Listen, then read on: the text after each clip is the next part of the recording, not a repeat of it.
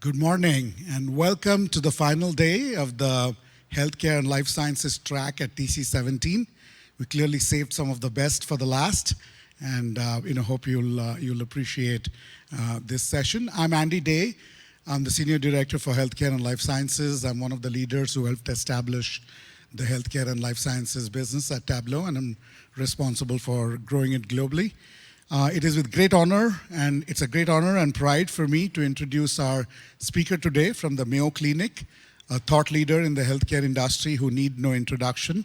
So presenting today is Brian Pringle, who's a systems and analyst in the supply chain management group at the Mayo Clinic. He actually wears many hats, or has worn many hats. He has actually worked at a software company, developed software, has been a professor, and now is a systems analyst in the supply chain management group at the Mayo Clinic, where he uses Tableau with that team to represent all of their metrics and KPIs and kind of present them a mirror of how well or not they're doing. So with that brief introduction, Brian Pringle from the Mayo Clinic.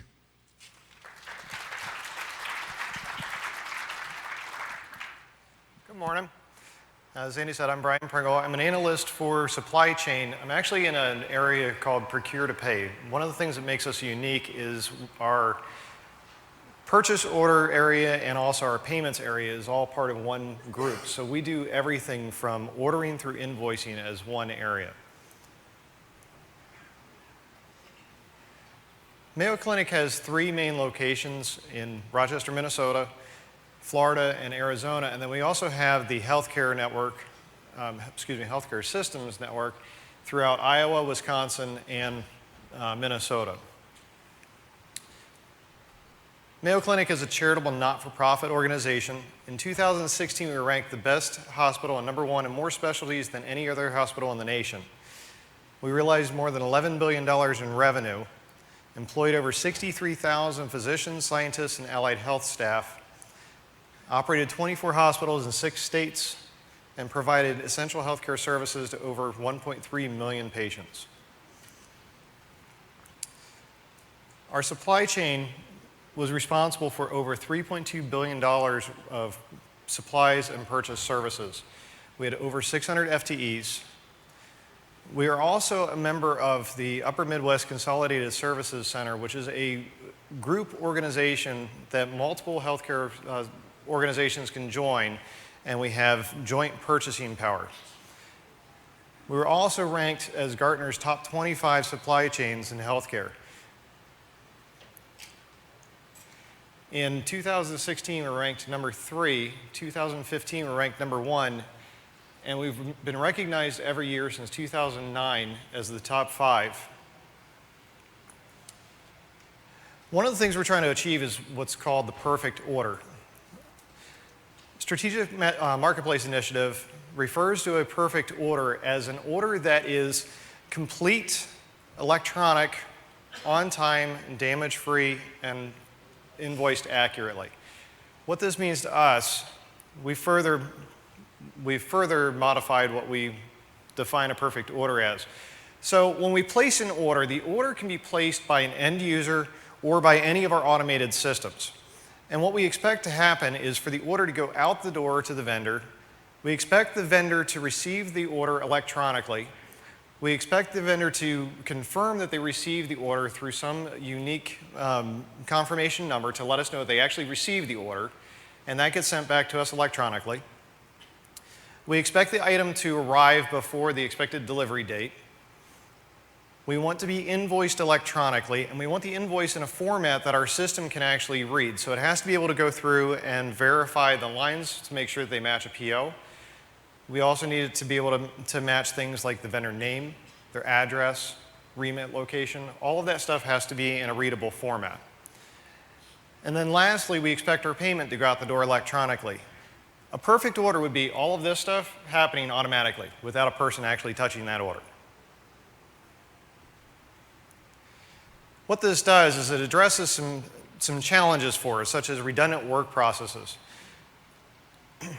Some of the vendors require that we send them an order in electronic format, but then also a paper format.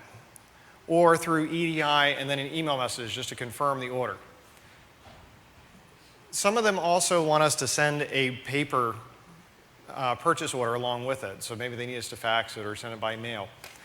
What this does to us is it causes additional personnel time to go through and place the order that should have gone out the door automatically. We also want to try to address having information about all of our orders. We didn't necessarily have detailed data about how much ordering was going on and how much payments were. We couldn't actually provide that kind of information to a specific vendor before. So this perfect order, the whole goal is to get to reduce costs, not only for us, but also the vendors. So things like less personnel time. We also want to look at less postage and shipping. Every time we have to send a paper purchase order or they have to send us a paper invoice, that costs money in postage. It increases efficiencies because we don't have to take multiple people doing the same job. And then also we have more satisfied end users. What this does is the end users, if it's a perfect order, if it goes out the door and comes in like it's supposed to, they no longer have to call our help desk to ask where their items are. Peter Drucker was a management consultant, educator, and author, and he said, if you can't measure it, you can't improve it. One of the things that we had frequently was buyers telling us that a vendor would cause more work, and all we could do is just say, we think this vendor's causing more work. Or we have a process internally working with this particular vendor that causes more work, and we didn't have any way to quantify that. So we started using a vendor scorecard.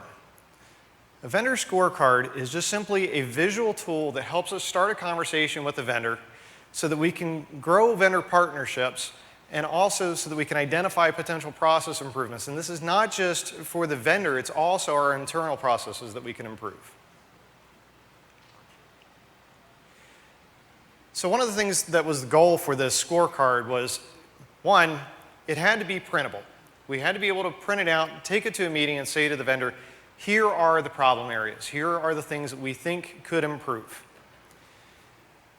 It had to fit on one page, so we wanted to be able to put this in a PDF file so that way we could print it, we could email it, we could provide it to the vendor. We wanted to be able to give it to them. But then along with that, we wanted to be able to drill down into the data. So this concept of a vendor scorecard is actually not new to us. It's been used for a while. But before Tableau, it was an Excel spreadsheet. So we had this process to try to get this vendor scorecard. It was very time-consuming. It required a lot of manual research. And the problem was that multiple people were actually involved in making this. On average, there were about 7 people that were responsible for making this scorecard. Like I said, it was an Excel spreadsheet. The problem was these different people had different accesses. Some of them had access to different databases. Even within the same database, they may have access to different tables. And then network shares. Where are you going to store this file? So what happened was we had to actually email this file around. So we ended up with multiple copies of this Excel spreadsheet, and then somebody had to compile all of that into one final version. Oh yeah, like I said, it was an Excel spreadsheet, in case you didn't know. So I was tasked with recreating the scorecard in Tableau. So a little bit of background is that we have 4 main databases that are used. We have a replicated data set that has all of our supply chain information in it, and that's stored in DB2. And then we have 3 Microsoft SQL databases, one for invoice entry, one for our invoice processing system, and then another one to hold historical data. Between these 4 systems, I had to look at the data differently to be able to pull the type of information out of it that I wanted. So what I ended up with was 21 different data sources. It took about 2 months to actually develop it, but it's been a very continual process. Now, all of these systems, they have 3 things in common. When I'm looking at the data to try to pull a vendor scorecard, I'm looking at the vendor number, a beginning date, and an ending date. And that's pretty much all they have in common. So keep that in mind. 3 parameters are in common: vendor number, beginning date, and ending date. So because I have these 3 parameters that need to be applied to all 3 systems, what I did was I created parameters in Tableau to type in the vendor number and the beginning date and the ending date. And since I needed those pre-populated, I created a Start Here page. And I've started doing this with a lot of my other dashboards too. So that way I can ask the user up front, what do you want the vendor number to be and the dates? And they type it in. And then when they press enter, we'll actually tell to them the name of the vendor. That way they know they have the right vendor.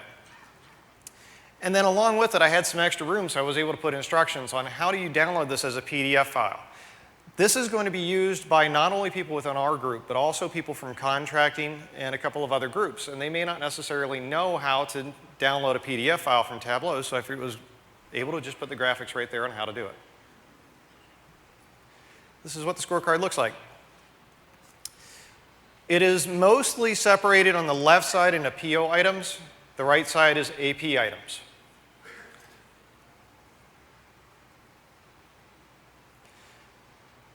At the top, you'll notice that we have monthly values of how many purchase orders they had, how many invoices they had. Our original scorecard, that Excel spreadsheet, had 7 questions on it. Now, those 7 questions were along the lines of, does this vendor support EDI for purchase orders? Does this vendor use EDI for invoicing?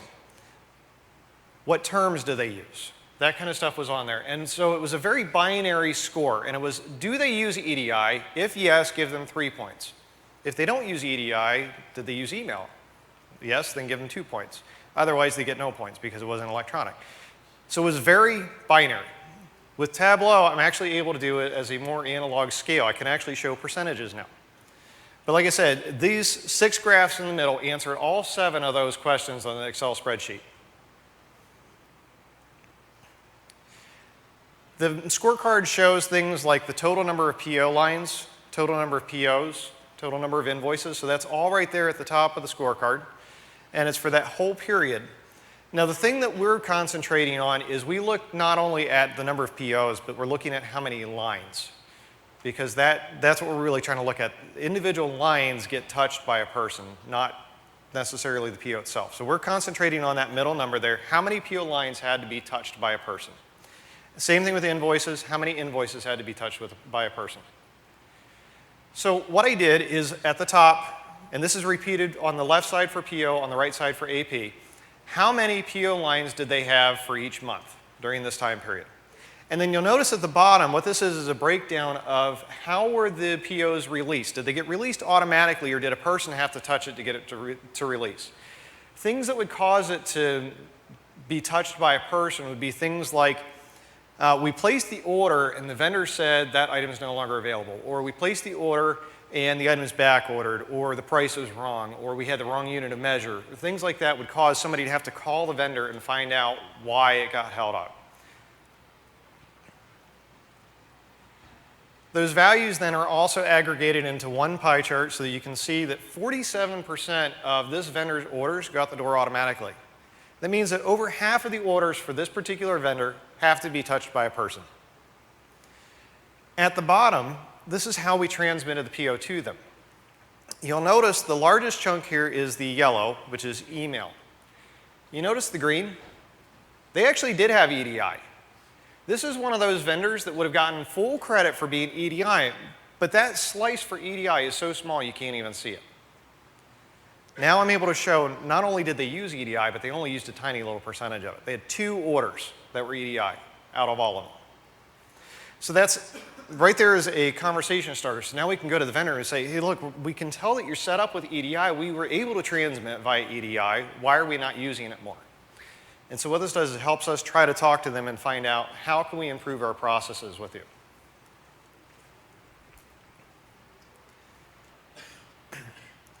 Invoicing is the same way. We're looking at not only what's touched versus not touched, but we're also concerned about how did we receive the invoice and how did we pay it. So the one at the top here, you can see that 30% of their invoices come in EDI, but you'll notice a large chunk of them are paper. They're actually sending us invoices in the mail. This particular vendor, we found that they are not only sending us invoices via EDI, but they're sending the exact same invoice through the mail. So what that means is they're wasting money in postage and we're wasting time trying to figure out if these are true duplicate invoices or not. So there again, that's a conversation starter with the vendor. You guys are doing an EDI, which is preferable, but you're still causing us more work because you send us these paper invoices. You can see that there is a small chunk there called email, so small that you really can't even make it out. The other two are manual processes, so those would be things like we needed to make a manual invoice to offset payment or something like that. At the bottom, we're looking at our payment methods. Now, we have what we call preferred payment methods, and our preferred payment methods are going to be through one of our card programs or through a wire transfer or electronic payment. And you can see here that 3/4 of the payments are sent out through our Bank of America program. But 1/4 of them are still being sent by check. So once again, that's another conversation starter. Why are we sending you checks if you're capable of using our payment program? We also track cost messages. Now, cost message is generated when the price on the PO does not match the price that appears in the invoice. And so we can show over time how many messages did they send to us, or did they cause us to create. Now, these cost messages require a person to call the vendor to verify the information. Maybe the price on our PO was wrong, maybe the price on their invoice was wrong, but we still have to call them and find out why. So there again, we're looking at trying to reduce the amount of work. This one's my favorite. This is actually the most difficult part of the dashboard to create. So this is, of all the purchase orders that this vendor had, what types of issues did they have? And so you notice the top line is the total number of POs. And then every one of these other values that come at the bottom come out of different data sources. And I was able to tie them all together on one graph. So we can see here that 600 orders, the vendor didn't send us a confirmation. They didn't let us know they received the order. And if they don't tell us they got the order, then somebody has to call them to make sure they got it. What was happening before is we would place an order and we'd have faith that they received the order, they sent it to us, only to find out that we never got the item because they actually didn't receive the orders. Now we require that confirmation. 1,200 items were not filled on time. So we have an expected delivery date, and 1,200 items didn't come in by the time we were expecting to have those. 300 items were back ordered. 300 items were pricing issues. We have 100 items that had the incorrect part number. And then also we had 6 items that had the wrong unit of measure. And this is quantifiable information that we can now give to the vendor and say, here is what is going on with your orders. And oh, by the way, I want to know what that 109 is. I can click on it and drill into it. And I can see exactly which purchase order it was down to the line level information. So I can actually see which exact item it was, which purchase order, which line that caused the issue. All of these values then get aggregated into a final score. So we give them a score out of 10 points. That score comes out of 16 different data sources.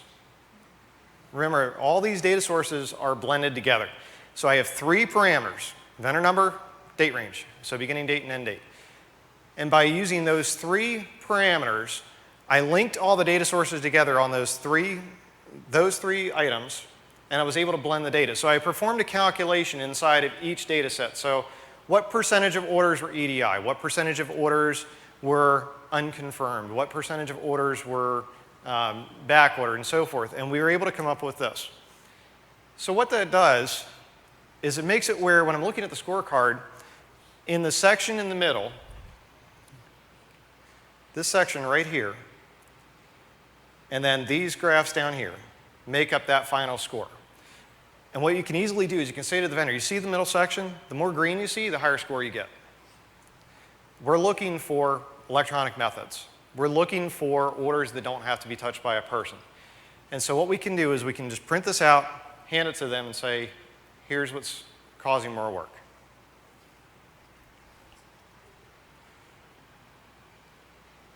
So in Tableau, it looks like this.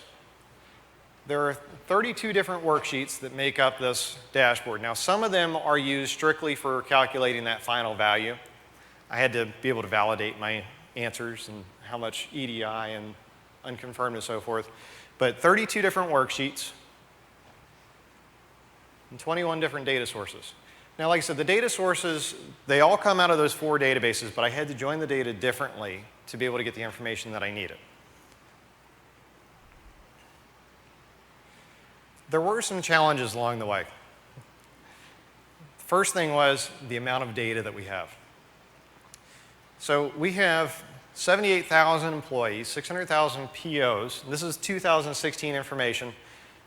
1.9 million PO lines, 6,000 active requesters. Now, that's something that's interesting is that somebody can order items from any of our clinical areas. They can order items from any area. So 6,000 active people have permission to order items. And we're hoping that those 6,000 people can order items and we don't have to touch those orders. Approximately 6,000 active vendors and 1.5 million invoices. That's our 2016 data. 2017 is actually looking like it's trending higher. All of these data sources were all similar, but just enough different that I couldn't necessarily join them as one big data source. Because what I was trying to do is I was trying to get it down to, this one's using DB2 and SQL, and this one's using DB2 and SQL, and I want to put those together. And sometimes I couldn't do that, so what I had to do is leave those as separate data sources. This one was an internal requirement. They wanted everything to fit on one page. They wanted to be able to print it out, hand it to the vendor in a meeting, and say, here's your information. So aligning things on the screen was a little bit more difficult. Getting everything sized just right. And I actually went back to the old school teaching way, and I went to those transparency films, those overhead projectors. I taped those to my monitor, and that's how I aligned everything. I'm looking forward to the new alignment features in Tableau. Rendering time.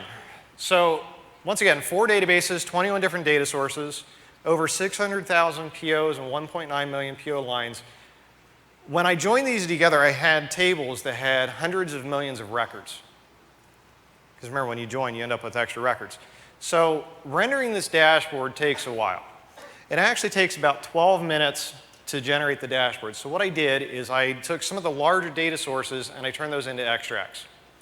By turning them into extracts, it actually brings the rendering time down to about 4 minutes. One thing with the extracts is that as we get more and more data, the extracts do take longer. And I did play with Hyper the other night, and it seems to be the extract refresh takes significantly less time. So I'm really looking forward to Hyper coming out. The other thing that we needed was to be able to get these in batches. So you'll notice this scorecard is only for one vendor. And so what would happen before is somebody would say, oh, I need the scorecard for 20 vendors, and here are the 20 that we need. And so I'd go in, I'd type in the first vendor number, type the date range, click refresh, come back 4 minutes later, do the next one, come back 4 minutes later, do the next one, get distracted, do something else, come back an hour later, oops, forgot to do those. So I needed some way to automate this. So I found that there's a utility from Tableau called TabCmd. Now, TabCmd is actually a command line utility meant to administer items on the server. But I found that it does not have to be run on the server. You can run this from the desktop. The only catch is that you have to install it, and it has to match the version of desktop that you have and the version of server. So all 3 have to match the version. But what this did is this allowed me to go old school again, and I went back to DOS batch files, and I was able to actually do for loops, ask the user for some information like what's your username, what date range do you want, and then what you do is you just simply take all the vendor numbers you want, put them in a text file. You'll notice there's a file there called vendornumbers.txt. You just, one vendor per line, it reads through them, goes out, gets them. So what I do is when I need a batch of vendor numbers, I just put the vendor numbers in here. I run the batch file, type in my username, the date range, and I come back tomorrow morning and it's done. I usually start this right before I leave in the afternoon. So we've had some really good benefits out of this. Now, I've had this conversation with a lot of different teams because I have to explain over and over again what's in the scorecard, what makes up the scorecard, what increases their scores, what decreases their scores. So I'm having this conversation a lot more, which is a good thing because that means I'm explaining to more and more people how this works, and more people are starting to realize we have this ability to do this now. So this has opened up our communications with the vendors. we're becoming more transparent and being able to say, this is exactly what we think is causing problems. Here's how we think that you can help us out. Here's what we could both do that would help us both out. Because remember, it's not just about saving us time and money, it's also about saving them some time and money too. If we have to call a vendor, that uses our time and their time. It has reduced costs. We've had less shipping and postage fees because we're reducing the number of payments we're sending out via check. We've also reduced the number of purchase orders that go out through mail. It has also allowed us to shift personnel from these repetitive tasks over to other more important tasks. So somebody that used to have to call a vendor all day long and say, did you receive our order, now can work on something else. It has increased our efficiencies. We were able to identify these redundant processes, and now we're able to do things about them. Remember, if you can't quantify it, you can't actually improve it. But now that we can quantify this is what's causing the problem, now we're able to say, here's how we can improve that process. The other thing it's done is it is made for happier end users and happier customer support personnel. They're not receiving these phone calls all day long going, where's my stuff? Now we know the vendor got your order. We know the item's going to be in on time. We know that you're going to get the item when you should receive it. Some things that I've learned about this project is that it's going to be I think it's going to be a non-ending project. It is continually evolving. And what I mean by that is as I show more and more people this scorecard, they always give me this, well, could we do this? And then I look at that and go, probably could. And so I go back and I add it, and then somebody says, well, can we do this? So it is an evolving project. I have found that I've had to make changes when there are new features added to Tableau. Some of my favorite features are the calculated joins. So in one of our systems, the vendor number is stored as a text string. In one of our other systems, it's stored as an integer value. Before, the only way I could do was I could blend it, which meant I lost records every once in a while because the blend didn't necessarily work right. But now with a calculated join, I can cast it as an integer in both systems, and I know that they're going to actually match.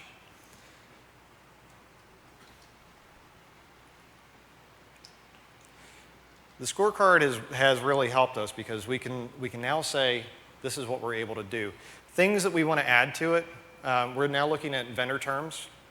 We're looking at, so if the vendor is set up with net 30 or a discount or something like that if we pay within net 15, but we were invoiced as a net 1, that's a worse term than we should have received. So what we're looking at is what kind of ways can we improve terms? How can we improve contract management, not only for the contract with the vendor, but also for items? Anybody have any questions? Yes, sir. I think he has a microphone. Oops.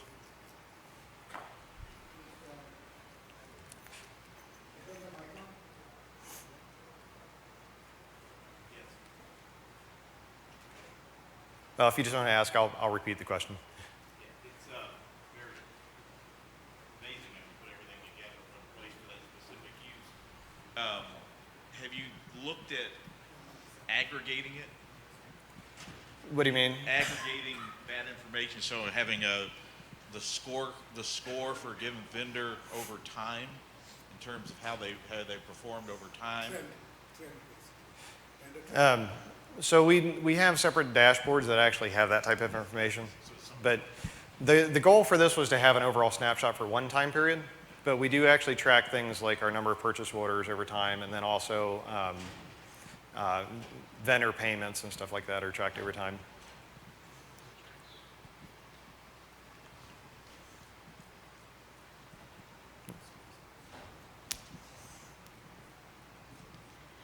So you said you have like 6,000 vendors, right? Yes. So how do you get the scorecard to the vendors? Do you just do that batch process and then they email them, or how does that work? So right now what we're doing is we're looking at samples of the vendors. So we actually just started sending these out. And so what we were doing is we were pulling batches of 20 at a time and sending those out to the vendors. What we found is that we were emailing those.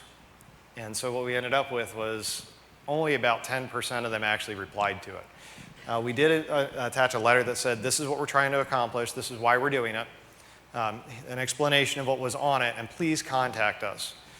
So one of the things that we're looking at is we're trying to get our contracting teams to incorporate this as part of the new contract renewals. So that way we can say to the vendor, this is what you look like during this time period. So maybe we can do this over the course of a 3 or 5 year contract and be able to say, this is what a snapshot looked like of our time with you the last time. How can we improve it for the next time and possibly get some of these efficiencies built right into the contract? Question. Right now, I'm using SSRS to generate documents, and then through a web service, through the SSRS web service. I want to know, like, can I use the TabCmd to generate Tableau reports? And I didn't get the part where, are you saving it to a folder? Yes, okay. The generated reports. So the way that TabCmd works is, imagine you open up your browser and going to the dashboard. So if you can see it in your browser, you can print it out as a PDF file. Because the way that Tableau works is you could actually, at the end of the dashboard name in the URL, you can put .pdf. And this works for any Tableau dashboard. And it will actually download it as a PDF file without you having to go through the download menu. So if you can see it in a browser, then yes, you can download it as a PDF regardless of what the data source is. The second part of the question about where am I storing it, the batch file will actually put them into a folder. I'll show you. One more. All right, so you'll notice there's a folder called PDFs. And so what it does is, and this is where I use the batch file to do it, because if you just use, I made a regular batch file, and I just simply did a PowerShell script to go out and grab the file. Remember, like I said, you could put the .pdf at the end of the file name.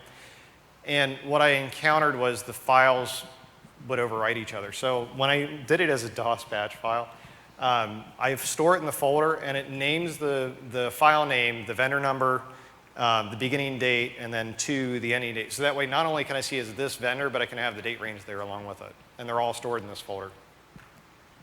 Any other questions from the audience?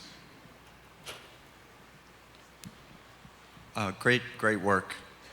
Curious if you are able to start comparing vendors in similar spaces against each other as a benchmark, either internally or publicly to them. Procedurally, I don't know the answer to that one, so I wouldn't be the correct person to do it. But with this aggregated score here, we actually could store this. To answer your question, I'm sure there is a way to do it. I just have to figure it out. But yeah, we actually, at some point, we did have the conversation about comparing vendors so we could see how one is performing versus another. But what we also found is that's not necessarily fair to some of them, because a lot of our vendors are small vendors that make one particular part or one particular tool. And so if we were to compare them to somebody, like the bigger pharmacy companies, it wouldn't necessarily be a fair comparison. So we could take certain types of vendors and do it, and maybe allow our contracting team to pull that, but as of yet, we're leaving that to them.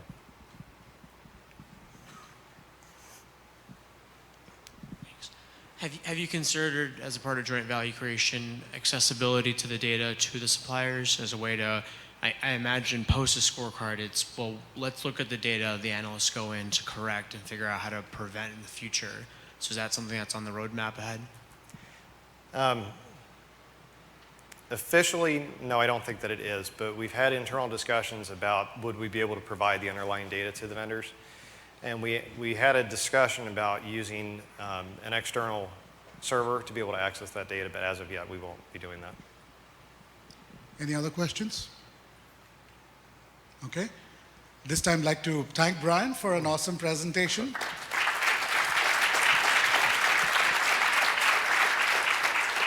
Please provide your feedback via the mobile app. Really helps us choose and develop sessions to ensure we maximize value for you as you come to TC.